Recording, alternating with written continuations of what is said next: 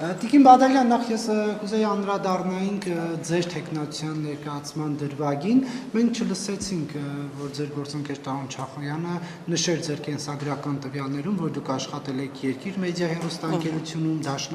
Դաշնակցությանը հարող Կենտրոն հեռուստաընկերությունում Գագիկ Ծառուկյանի բիզնես կայսրության մաս կազմող, դուք էիք ասել, որ այս հաշվի առնելով քաղաքական իրավիճակը դրանք չհնչեն ամբիոնից։ Չէ, բնավ, շնորհակալ եմ, բնավ ես որևէ բան չի ասել, բայց հնարավորինս փորձել էի կենսագրությունը բեռնաթափել եւ ընդհանուր առմամբ ուղղակի նշել էի, որ 97-ից 2019 թվականներին աշխատել եմ ռադիոյում եւ հեռուստատեսությունում, որովհետեւ եթե ես սկսեի նշել բոլոր հեռուստաալիքներն ու բոլոր ռադիոկայանները ու այդ ոլորտի հետ կապված ամբողջ աշխատանքը, կարծում եմ բոլորը շատ հոգնած էին, շատ երկար կտևեր, միևնույն է դա գրված է եւ դա դրված է ազգային ժողովի կայքում, բայց առողջապահության հետ առանձնապես դա կապ չուներ եւ այդ մասով ես նպատակահարմար գտա ուղղակի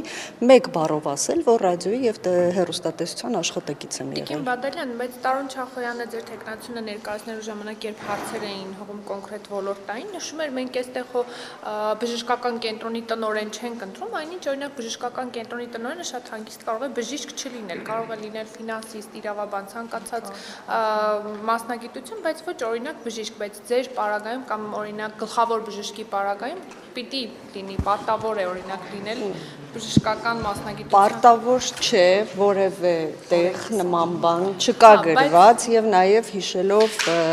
նախկինում ովքեր են գլխավորել հանձնաժողովը, որևէ մեկը բժիշկ չի եղել եւ այս իմաստով, քանի որ հանձնաժողովի նախագահը հիմնականում համակարգում է հանձնաժողովի աշխատանքները, դրա համար էլ օրենքում նման կետ գրված չէ, որ որևէ հանձնաժողովի նախագահ պարտավոր է լինել մասնագետ։ Բայց եթե մենք խոսում ենք մասնագիտական տեսանկյունից, բժիշկ լինելը էական ազդեցություն ազգային ժողովի ներքին այդ աշխատանքների վրա դերակատարում չի կարող ունենալ, բայց առողջապահության մասնագետ լինելը իհարկե ցանկալի է եւ այս իմաստով ես այս ընթացքում իհարկե հասցրել եմ այդ կրթությունը ստանալ եւ կարծում եմ, որ նաեւ երկու գումարումներում այդ հանձնաժողովում աշխատանքային փորձերը էլի տալիս է այդ հնարավորությունը։ Դուք չեք կարողանում այդ կրթությունը ստանալ, նկատի ունեք, որ այդ հանձնաժողովի անդամ եք եղել եւ թրծվել եք, հա, այդպես այդ նշանակում։ Չէ, ես դա չեմ նկատի, դա նկատի չունեմ, ես նկատի ունեմ, որ այդ ընթացքում ես նաեւ հասցրեցի ընդունվել եւ ավարտել Մխիթար Հերացու անվան պետական բժշկական համալսարանի բուժհաստատությունների կառավարում մագիստրոսական ծրագիրը։ Առողջապահության հետ այնքան էլ կապ չունի, կառավարումը մի քիչ։ Դե դրա համար եմ ասում, երբ որ առողջապահության կազմակերպիչ, այսինքն ինքը շատ ավելի օգնում է թե հիվանդանոցի տնօրեն լինելու հարցում, թե ընդհանրապես կազմակերպչական աշխատանքները անելու։ Կազմակերպիչն էլ իրավաբան է, այսինքն քաղաքացիական պայմանագրում ինչ մեթոդով են ընտրում առողջապահության ոլորտի առողջապահության ղեկավարությանը, այսինքն դուք պետք է շփվեք ոլորտի մասնագետների հետ, այդ թվում եւ նեղ մասնագետների հետ, բարձրացնեք իրենց խնդիրները, բայց դուք պատկերացում չունեք այդ մասնագիտությունների վերաբերյալ։ Նախ առաջին հերթին դուք չեք որ կորոշեք, ես պատկերացում ունեմ, թե ես չունեմ, երկրորդը ինչ վերաբերում է առողջապահության նախարարին, եթե նկատի ունեք, բացի իրավաբան լինելուց, Տիկին Ավանեսյանը ավարտել է նաև ամերիկյան համալսարանի առողջապահության կազմակերպիչ ֆակուլտետը, մագիստրատուրան եւ կարծում եմ որոշեք Ինչ համապատասխան, այսինքն ես պիտի լինեմ էնդոկրինոլոգ, թե պիտի լինեմ, ասենք, թոքաբան եւ այլն, ես կարծում եմ, որ բավականին երկար բացատրեցի, որ առողջապահության հանձնաժողովի նախագահ համակարգում է առողջապահության հանձնաժողովի անդամների աշխատանքը կազմակերպում է նիստեր եւ դրա համար օրինակ թոքաբան լինելու անհրաժեշտություն չկա։ Այդ դեպքում ինչի օրինակ ընդդիմադիր թեկնածուների հետ կապված դուք շատ խիստ ոլորտային հարցեր եք տալիս։ Գուցե իրենք էլ կարող են կազմակերպիչ լինել, բայց այդ ոլորտում խորացած չլինեն։ Համաձայն եմ եւ եթե դուք լսել եք իմ ընտրության վերաբերյալ քննարկումները, տեսել եք, որ ամբողջությամբ բացառապես ոլորտային հարցեր են եղել,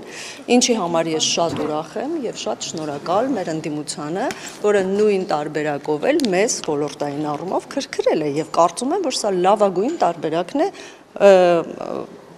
ցանկացած ոլորտ, որի համար դու պատասխանատվություն ես վերցնում, այդ ոլորտը որոշակիորեն այսպես ավելի մաքսիմալ օգտակար լինելու այդ ոլորտում եւ միայն մենք չենք, որ ոլորտային հարցեր ենք տալիս, եթե չեք դիտել, առաջարկում եմ դիտել։ Քննարկել արդյոք ընդդիմադիր տեխնացուների ոլորտային պատրաստվածությունը, այսինքն ինչքանով են նրանք պատրաստ այդ ոլորտը ղեկավարելու ազգային ժողովի մակարդակով, թե այլ հարցերի շրջանակներում։ Չէ, իհարկե ոլորտային առումով եւս քննարկումներ եղել են եւ բոլոր տեխնացուների վերաբերյալ մենք հնարավորինս, ինչպես որ մեր տեխնացուների վերաբերյալ ենք նախնական, որ մինչեւ որոշելով կլինի տեխնացու ամենայն մանրամասնությամբ քննարկում, նույն տարբերակով էլ եղել է նաեւ ընդդիմության ներկայացուցիչների վերաբերյալ եւ մասնագիտական եւ նաեւ մասնագիտությունից անդին։ Ոլորտային առումով բոլորը շատ լավ եք ընտրվեցիք, ընդդիմադիրները վատ էին։ Բացարձակ նման բան չի եղել, կրթություն ունի երկար տարիներ։ Ես կարծում եմ, որ այո, շատ լավ տեխնացուներ էր առաջադրել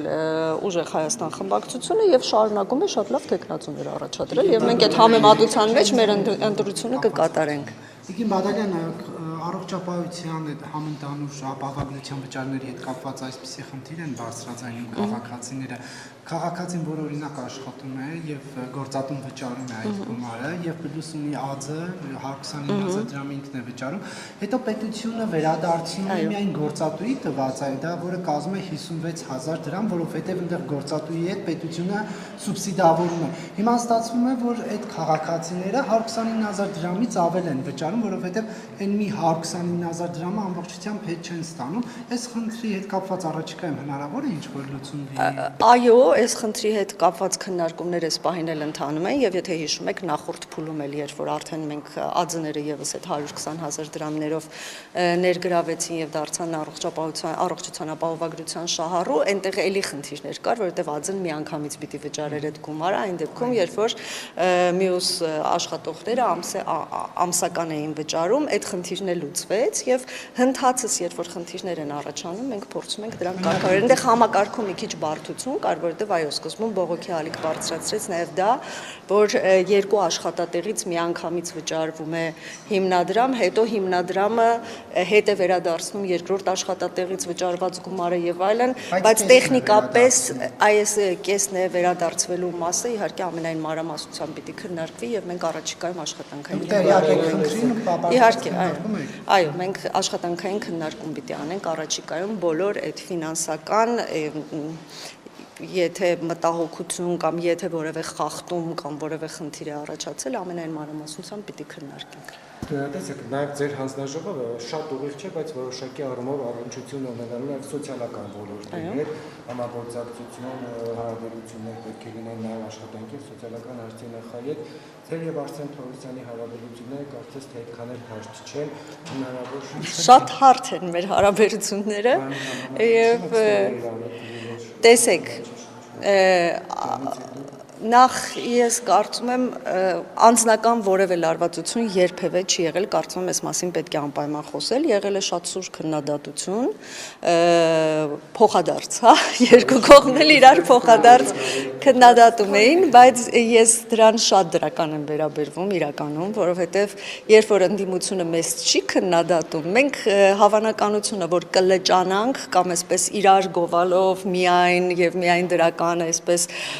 քննարկելով որևէ դրանից չի շահում որևէ մեկը եւ այդ պատասխանատվությունը կարծես այն սկզբնական շրջանում բոլորս վերցրել էինք մեր վրա, փոխադարձ բոլորը իրար քննադատում էին, քննարկում էին եւ այլն։ Այսօր համենայն դեպս ես շատ լիահույս եմ, որ մենք ունենք ընդդիմություն, որը պատրաստ է թեմատիկ քննադատություն։ Ես չգիտեմ սա ինչ որքան կտևի, բայց դա ինձ միայն ուրախացնում է։ Այսինքն բոլոր այն խնդիրները, որոնց վրա մենք նույնիսկ ժամանակ չենք ունեցել, երկրորդական ենք համարել եւ այլն, ավելի այսպես մեծ խնդիրների վրա ենք կենտրոնացել, ես այսօր նկատում եմ 9-րդ գումարման ազգային ժողովում 8-ում նման բան չի եղել, եթե հիշում եք, նրանք խոշորացույցով բոլոր խնդիրները վերհանում են եւ այդ խնդիրների շուրջ քննարկում են մեզ այդ կազմակերպում։ Այս դեպքում մենք իրար ընդդիմություն ներկայանալու կարիք այլևս չունենք։ Մենք պիտի ընդհակառակը միավորվենք եւ փորձենք եւ ընդդիմության հարցերին պատասխանել եւ վերհանած խնդիրները, որոնց մեջ լինում են նաեւ օբյեկտիվ խնդիրներ, զբաղվենք դրանց լուծմամբ։ Այնպես որ այստեղ անձնական լարվածություն առանձնապես չի եղել, այո, առողջապահության եւ սոցիալական ոլորտները խաչվում են եւ շատ տեղերում դրանք այսպես շատ նույն գծի մեջ են գնում եւ առանց համագործակցության դա հնարավոր չի լինի լուծել։